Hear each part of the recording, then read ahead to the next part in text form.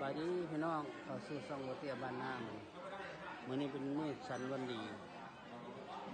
ขึ้นเฮือนใหม่น้องดาวน้องเด็กเราพูดแผนแล้วนะมื้อนี้เป็นมื้อโชคมื้อมารได้บ่นี้บรรยากาศในงานพี่น้องเฮือนใหม่เพิ่น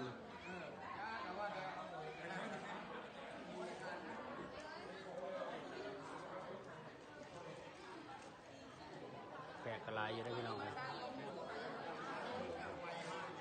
จากตรงนี้พูนเสิร์ฟอาหาร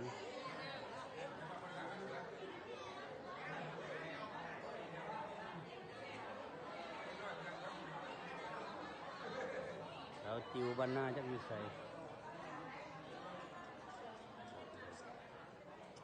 เกือบเสียแล้วบ่บรรยากาศมื้อนี้กับคนชิโต๊ะพี่น้องเลย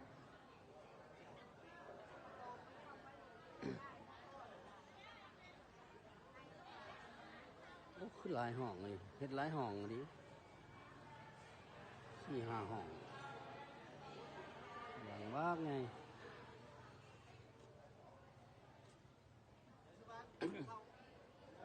หลังบ้าน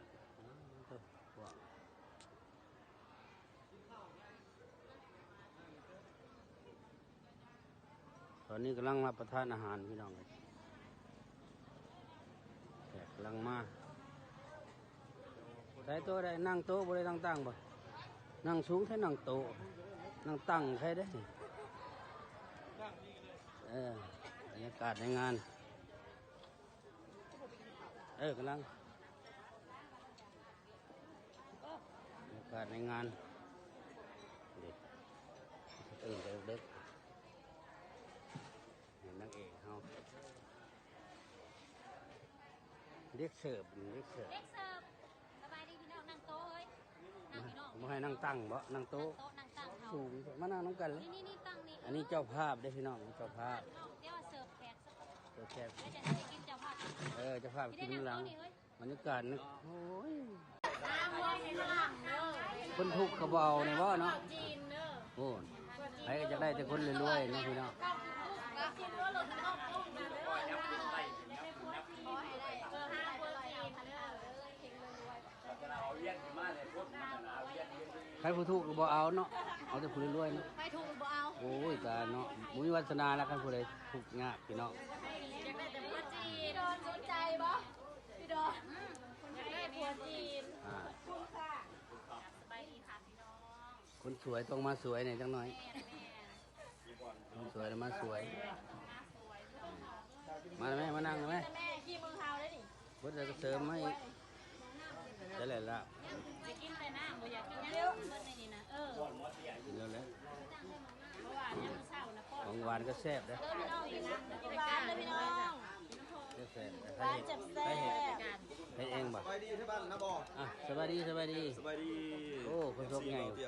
มันนี่เพิ่นเป็นเจ้าภาพเลยพี่น้องเป็นไดม่วนบ่ไปเบิ่งขาขาวสาวลำสิงม่วนมันนี่ขึ้นนี่ว่าจนลืมลูกลืมเมียเลยขึ้นเฮือนสะออนขาขาวขึ้นเฮือนพ่อกับแม่เพิ่นพี่น้องแต่ว่าน้องสาวเพิ่นอยู่น้ำพรแม่ขึ้นเฮือนใหม่เนาะเรือนใหม่ใส่ก็เรื่องงามแต่บ่าวบ่ทันแล้วสมบูรณ์แบบปานใดหางบตูหน้าต่างไปหาไปอีกวันนี้โอ้อากาศก็ดีได้กันเนาะดีมื้อเหมือนห้อยจนยังมืดแล้วคันว่าบ่มืดบ่มาเอาลิ้นเนาะนั่นทุ่มนึงบ่2พุ่นแล้ว2ทุ่มปุ๊บ2ทุ่มบ่นั่นแหละเงินติดเขาเป็นกระสอบโอ้ยใบร้อยใบพันใบร้อยใบพันใบเช้าตอนเงินติบจังว่าแต่เขาสิหาวใส่เงินติบพี่บ่มีเลยบ่ายต้อยไทยบ่นั่งอีกต้องกินน้ำแดงโอ้ยเจ้ากินน้ำกินข้าวได้ห้ามบ่อยากกินข้าวเอาลงท้ายดีอันนี้บ่อยากอ้วนบ่ได้กินข้าวซาบวันนี้มาครบทีมงานอยู่กินอะไรได้กินแล้วมาใส่เลยใส่ท้องแล้วใช่นี่แหละไม่หัวซันเอาผัวเธอนั่นบ่ได้มาบ่ตอนเช้านี่นะมาบ่หักมื้อแล้วเอาลูกเมื่อนอนมาก่อน